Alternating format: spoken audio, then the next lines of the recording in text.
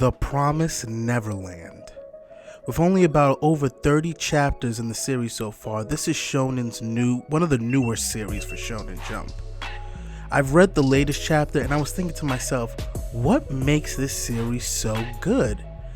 As you're reading it, you just kind of get captivated in the story. So what makes this kind of different from the rest of the Shonen Jump series? Is it the well-drawn battle sequences? Is it the intricate and different character designs? Is it those hilarious moments that just make you laugh your ass off? Or maybe it's just some great fan service. Hey guys, welcome back to Admiral Reviews. So today I'm going to be dissecting this manga series called The Promised Neverland. And I'm going to be taking those typical shonen characteristics and showing kind of why The Promised Neverland doesn't really fit into those generic roles that, shonen goes by. But first, let me give you a little synopsis of the story. So The Promised Neverland, if you haven't already read the series, I really recommend you do. The series is about a group of orphans who finally realize they've been pampered their whole lives. They've been taught that, this is the sanctuary. They've never really needed anything else outside of what they've had in this, orphanage. And they come to find out that there's actually, demons in this world and that they're raising them to be eaten by demons. So this whole thing is about an escape plan and trying to find, get their freedom back and to escape the demon's claws and the sights of, the people that watch over them and take care of them who are in on it. So the first shonen mode that it breaks is that typical fan service that you get. All the children are 12 and younger. If you kind of find the internet, that's your thing. Not good for you, but that's your thing. But all these kids are 12 and younger, so there's no fan service. You can't play off of that. And the only people that are older are the people that look after them, the mothers that they call, sisters, and they have moms, like, orphanages would. But they're like dressed up as nuns and, church attire. So I hope you don't get any fan service off of that or you get into that. But yeah, so there's none of that. So there's no random, etchiness to the series that, it doesn't distract from doesn't distract anything from the story. It's just pure story that you're being told. Another characteristic that, Shonen, throws in there a lot. And, it's not, this characteristic is not a bad thing. It's, character designs.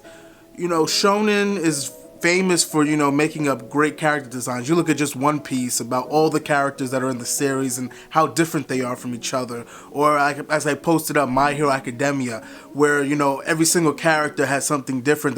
Their design is different. And here, it's not. You're not coming to the series for character design. Everybody wears basically the same thing. So that's ruled out. This story is very pure. It's a very pure story and well-written story.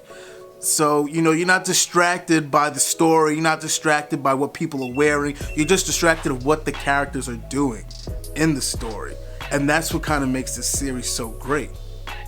And playing off of the, the comedy aspect of shonen, shonen a lot of times shonen is directed for, the younger generation. It's meant for everybody, but a lot of stuff is geared towards the younger kids, maybe teenagers and younger teens. But so they add a lot of comedy into the series, and even though their series will try and be serious, they still throw in a lot of comedy into all the series that they make. And this series, it does have comedy. There are funny parts. Like it is a shonen, but they have comedy. But that's not the basic feel of when you read the story. When you read the story, it gives you a very eerie feeling. It gives you a suspenseful, ride that when you read this series. You're not reading it and you're like, you're like, okay, what's going to happen to the next page? What happens on the next page? Because it always gives you suspense of what's about to happen. You never know what's going to happen, and it's hard to predict what's going to happen. So it gives you this dark and eerie, almost kind of, it's not like a horror film, more of a suspense film. You know what I'm saying? And the last characteristic that it's really not from the regular shonen mold is the action, the fighting.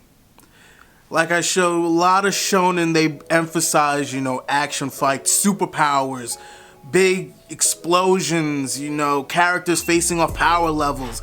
This series is not that. And again, it's only been a little bit over 30 chapters, so we don't know what the characters will progress into and what they'll develop into. But for now, we're just seeing very pure and raw, basic human beings. They're very smart, intellectual, the main characters, but there's nothing other than that special. They're genius level characters. They are really smart, but they're not growing claws out of their backs, and they're not, summoning animals or something like that. It's not like it doesn't, all these things that I'm mentioning, they help a story. Action scenes, comedy, fan service, they're all there to help a story.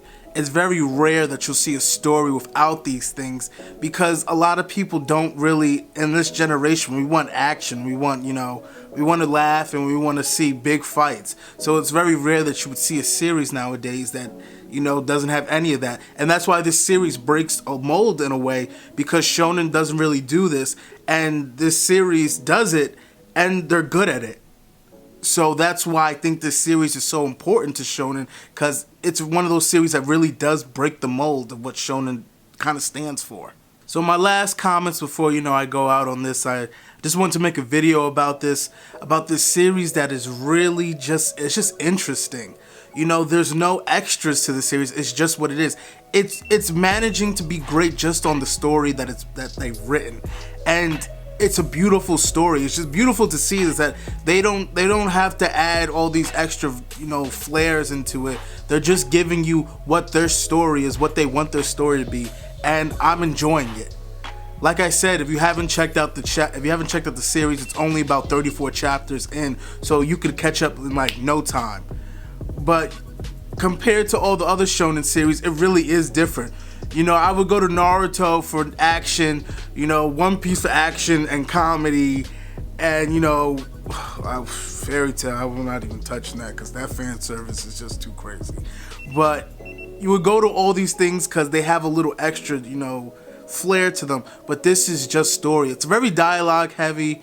There's a lot of build-up chapters just with dialogue sometimes, and I'm fine with that. And I also know that this will do well because you ever seen a series and like, oh wow, I can't wait for this to come out of an anime because I can't wait for it to be animated. Because either you want to see what their character will look like, or what their design will look like, or maybe you want to see the fight scene animated. But in this, I'm not really stressing the anime. I'm really just interested in this manga. Like I find this as a book of just good material to read. Because there's no need for like animation. Like what the characters look like, what they wear. They wear white and black, and there's nothing that they do that's really needed for animation. So I think this just really is something different that we haven't seen in a while from Shonen, and I really wish that people can support it more. I really wish it takes off and we really get a lot of chapters and it just keeps progressing and it betters itself. But if you have anything else to say, or if you have read this series and want to talk about it, please leave a comment. If you haven't read the series and want to learn more about it, I'll be happy to have a discussion with you down in the comments. But that's all I have to say. So everybody, have a nice ass day. Hey guys, did you like the video? Please, if you did so, please hit that like button. If you have any questions you would like to ask, please put them down in the comment section. I'll be willing to answer any question that you have. And if you like what I'm doing with the channel and you want to see more, please hit the subscribe button so you'll be notified on my future videos.